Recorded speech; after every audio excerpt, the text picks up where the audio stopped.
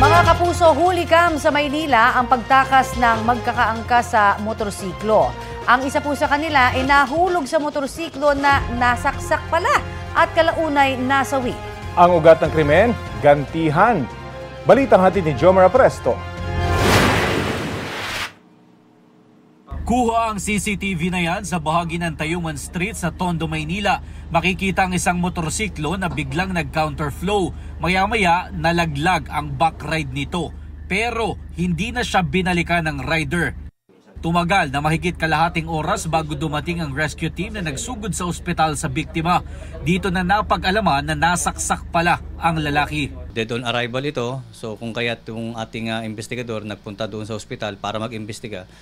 At doon napag-alamanan na itong biktima ay sinaksak sa tapat ng isang bar sa may malapit sa Pretil.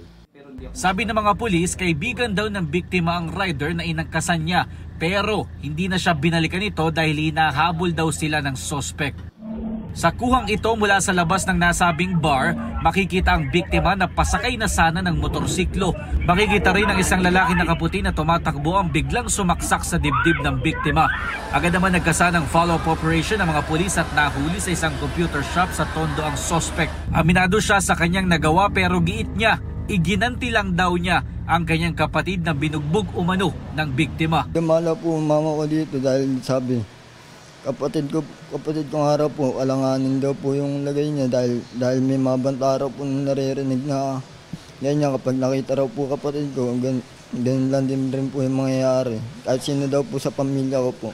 Mariinyang itinanggi ng pamilya ng biktima. Wala po kami binabanta sa kanya. Wala po kami sinasabing masama laban sa kanya.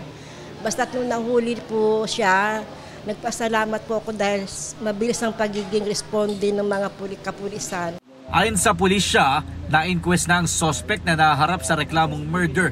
Hinahanap din nila ang kaibigan ng kapatid niya na nagbigay umano ng panaksak sa suspect. Patuloy naman na inaalam kung ano ang dahilan ng pag-aaway ng biktima at ng kapatid ng suspect na nauwi sa pagkamatay ng biktima. Jomar Presto nagbabalita para sa GMA Integrated News. Kapuso, para sa mga maiinit na balita, mag-subscribe sa GMA Integrated News sa YouTube. Sa mga kapuso naman abroad, subaybayan nyo kami sa GMA Pinoy TV at sa www.gmanews.tv.